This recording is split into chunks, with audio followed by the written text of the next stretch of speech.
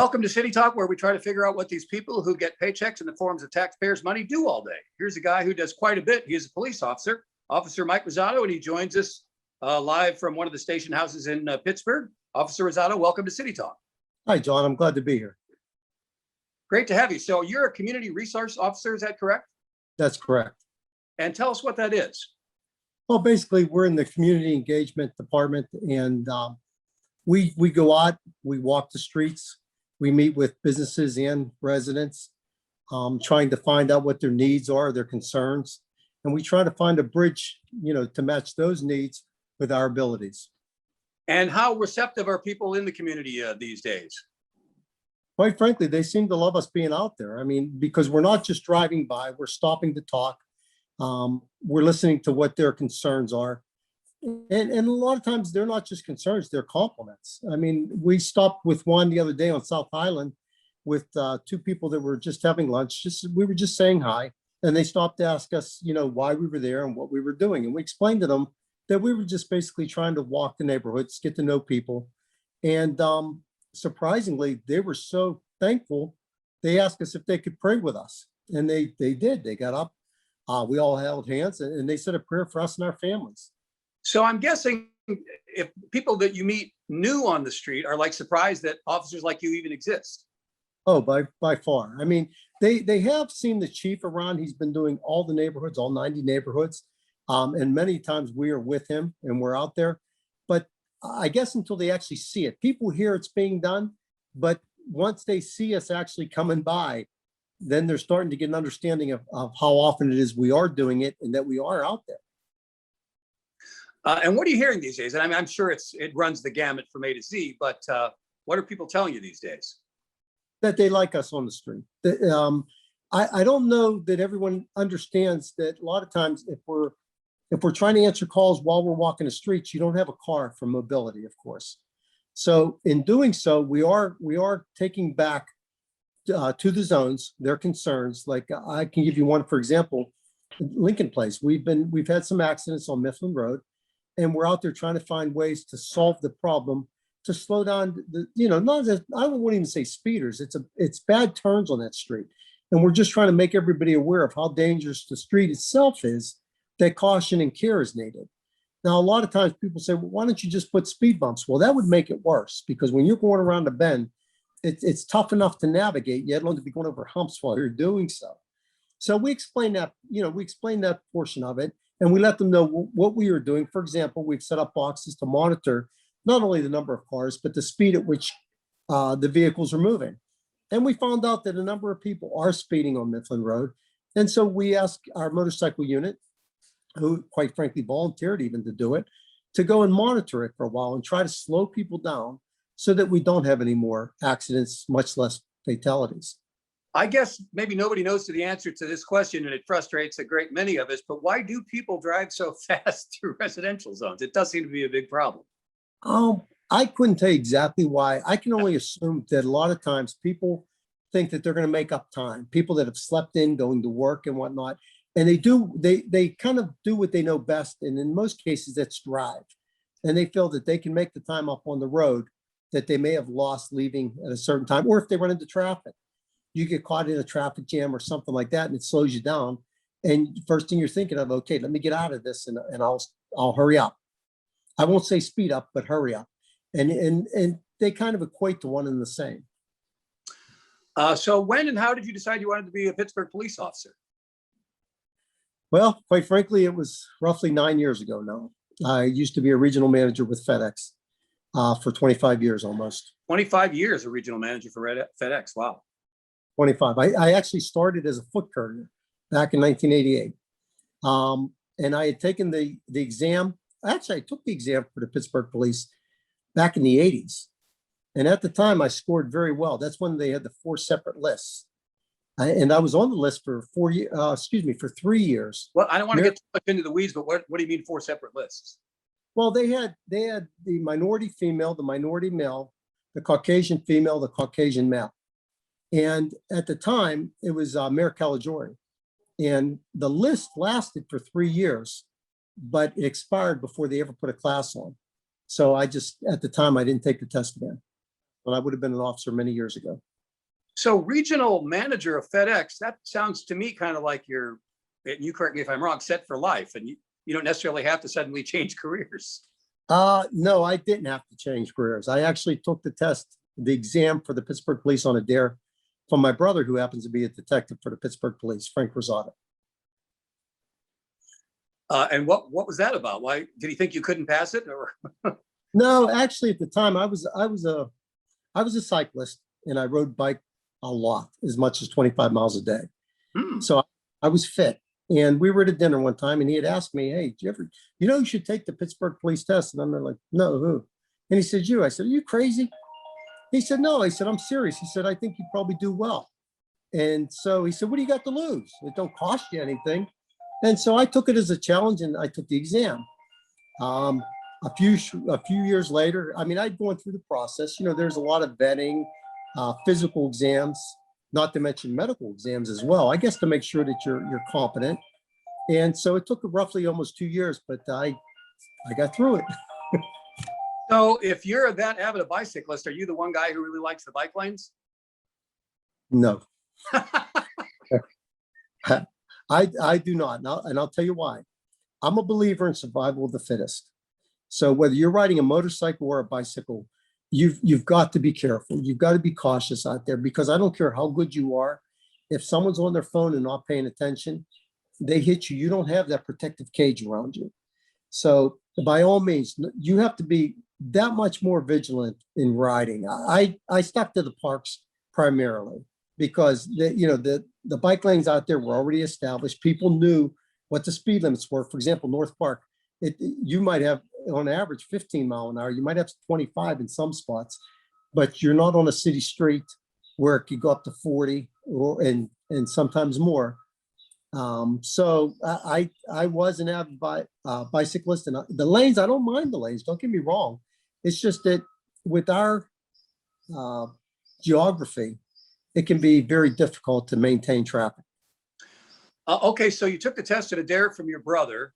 You're the manager of FedEx. That still must have been a difficult decision. Like, I think I'll step down from this job I do really well and that I'm well thought of and do something, that I'd never done before. Well, ironically enough, when I told many of my peers that I was joining the Pittsburgh Police Department while leaving FedEx, many thought that I was going into a white collar position. And they said, "Oh, what are you going to be doing with the Pittsburgh Police?" I said, "Street officer." And they're like, "Are you kidding me?" And I said, "No, not at all." And so I shocked a lot of my peers in doing so. And the ironic part was I was able back then to work from home 4 days a week. So I covered a lot of territory. I had all of Pennsylvania. I had the eastern side of Cleveland, or Ohio, not Cleveland, of Ohio. I had Delaware and northern West Virginia. So my territory was kind of large. Once I had taken the test and I knew what I was going to be doing, I ended up working all the way to the very end for a number of reasons. Like even my last day, I worked Friday. I was late getting out, and a lot of people, "Are you crazy? You're leaving? Why are you putting the time in?" Because I was trying to just finish my job, and I had to go back in on Saturday to clean out my office on my time. So I did that. Monday, I started at the academy. There was no time off in between. I had Sunday off. That was it. And I find it funny. I often tell people, because we were doing some paperwork in the morning, and they said, "All right, everybody into your gym clothes." And we went outside about 11 o'clock, and they said, "Okay, we're gonna get down into the push-up position." And I looked down, and I remember telling one of the instructors, "The grass is wet." And he goes, "Yeah, it is." And the rest is from there. Did you have a moment of regret at that moment in time? I think I wouldn't say regret. It was nervousness. Like, what did I get myself into? Right. So, and that went on, that was roughly 9 months. And it was quite a learned experience. So how was it about what you expected, or did it turn out to be pretty different from what you thought it would be before you began to be a cop? No, I would say it was pretty much what I expected, because my son is also a detective. Mm-hmm. He actually has more time on the job than I do. And I have brothers and sisters, other brothers and sisters that are also here as well. So I kind of I knew the job, not necessarily the ins and outs, don't get me wrong, but I had a pretty good idea of what they dealt with. As an older adult, I think I was more pragmatic on what to expect. In other words, I'm not going to kid you. I kind of figured I would teach, or I would treat people much the same way I wanted to be treated. I mean, I know we hear that all the time, but to me, it was a job. I wasn't going to change Pittsburgh. I wasn't out to change Pittsburgh. It was just to see what it was about and see what I can do. I'm sorry, John. I didn't hear you. You from originally? I'm from Oakland, Myron Avenue. And where'd you go to school? I went to public school. I started with a Catholic school. It was St. Regis over in Oakland. Then we had tried St. Paul's. I'm from a large family. There are 14 of us. Whoa. So it was a little expensive on my mother and father. Yeah. From there, we had gone over to my parents then had to make the decision to move us to a public school for cost reasons. And I went to Holmes School, which was on Dawson Street, if you remember. And from Holmes, I of course finished 8th grade over there, 7th and 8th grade. And then I went to Central Catholic. And that's where I got my high school diploma. From Central, I actually went into construction. And I worked that for a number of years. And I decided, you know what, I'd like to go back to college, or go to college, quite frankly. And I started at community college at not Boyce, South Campus at the time. And I think they're still there. I started at the South Campus, and I was just going for an associate degree. And ironically enough, somebody had asked me if I wanted to join their community, like their government, their student body government. And I said, sure, what do you want me to do? And they said, oh, well, if you want to run for this position, you could be my vice president or whatever. And ironically enough, I decided, well, if I'm going to put all that time and effort, then I might as well run for president. And I did and won. So did I regret asking you to be his vice president? I think he did, because I beat him. And I mean, I still remain friends, but yeah, I was the president for my second year at community college. And then so did you go on to another school from there? Yeah, I got my associate degree while I was there. And then I went on to Robert Morris for my bachelor degree, which I got immediately. I went from one right into the other. And I was still working construction part-time because I had already had one child, and I was working to support my family, or help my wife support the family. She was a flight attendant at the time. And so from there, I graduated, and Fedex hired me while I was still at Robert Morris. So that's how I got the job with Fedex. They had posted for a job. And at first it was even casual. I'm not sure many people would remember what that is, but it worked for me, because I started working one day a week while I tried to finish school. And from there, I just went full time. And after I was I think I went into management my second or third year at Fedex. And while I was in management, then I went on to apply to, and I was accepted at Carnegie Mellon, where I went to the Heinz School of Public Policy for my master's degree. Did your wife stop being a flight attendant because these days it's almost as dangerous as being a police officer? No, back then she did not. I needed her to keep working, quite frankly, because with me going to school, my expenses were climbing as well. And I'm not going to kid you, I love Carnegie Mellon, but it's one of the most expensive schools I could have ever imagined. I'm sure. They were helpful. I did get a scholarship, and they gave me some funding. So, but it still took me a number of years to pay that off.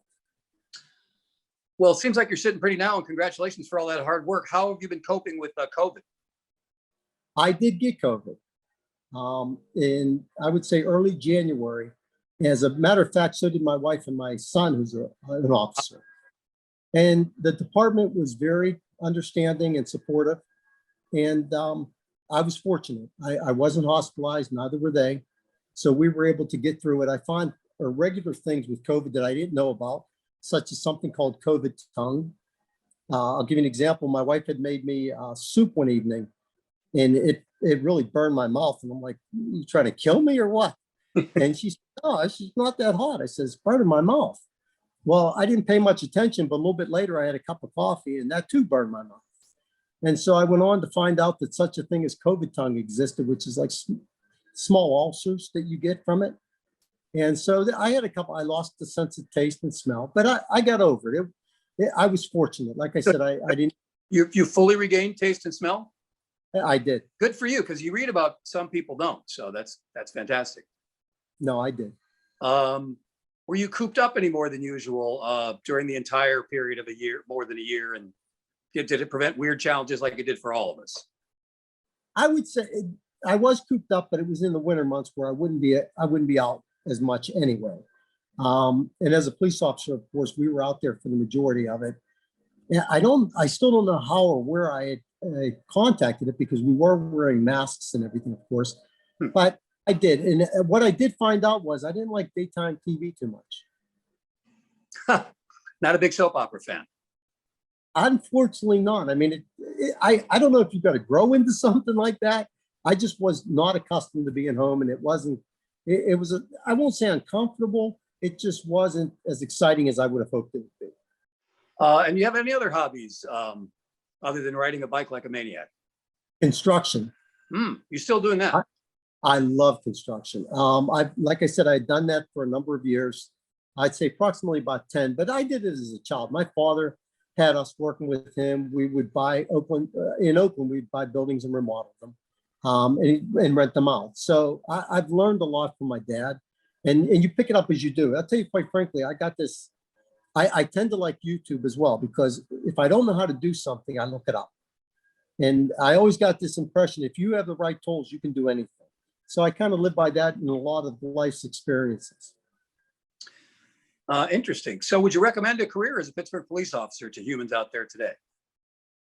I would, if you got the right attitude for it. And that is to understand that it's a teamwork type of job. You know, you can't come here thinking you're going to do your own thing, because there's too many other parts that are involved. For example, you know, I've trained new officers as recruits.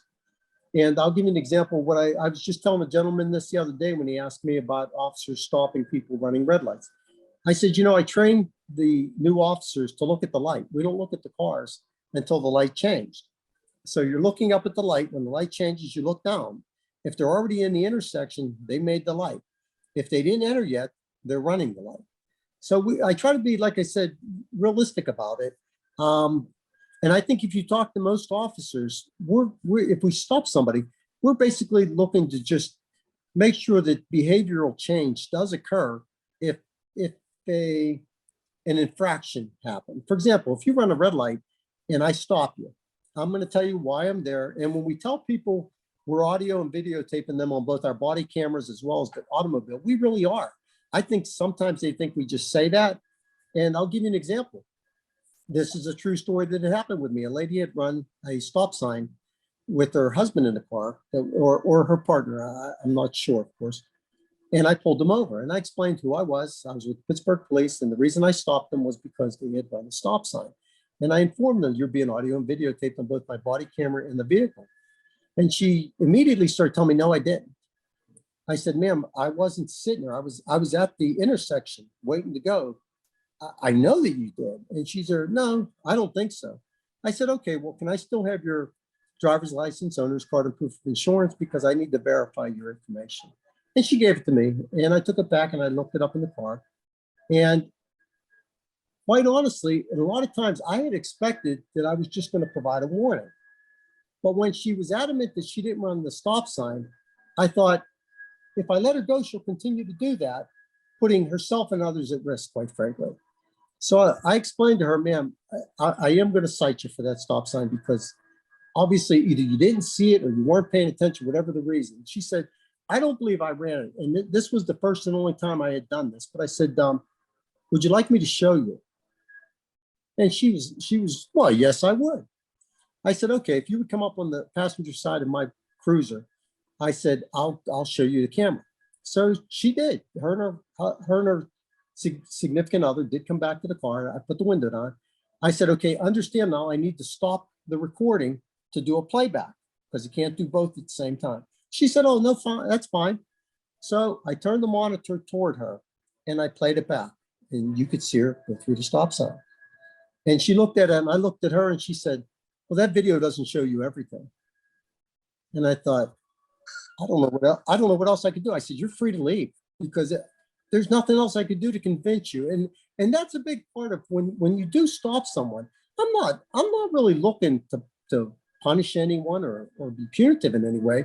I'm just hoping to change behavior so that, you don't hurt yourself or others. And I mean that. Most officers, there's a lot of paperwork that goes, not only do we got to write the ticket out and everything, but there's another report we got to do about the stop. So it's so much easier just to give a warning than an actual citation. And by the way, a lot of people don't know with a moving violation, an average ticket's around $143 plus points. How much do you think the city gets for that citation? No idea. It's half of the fine alone. The fine is only $25. So the city gets $12.50. So for all the folks that think that we have quotas or we're making money off of those, we get $12.50 on a $143 ticket. Well, I hope the next time, if there is a next time that I get stopped by a police officer, they're as reasonable as you are, Officer Rosato. Thanks so much for agreeing to be on City Talk, and it was great talking to you. You too. Have a great day. That is it for this episode of City Talk. We will see you next time.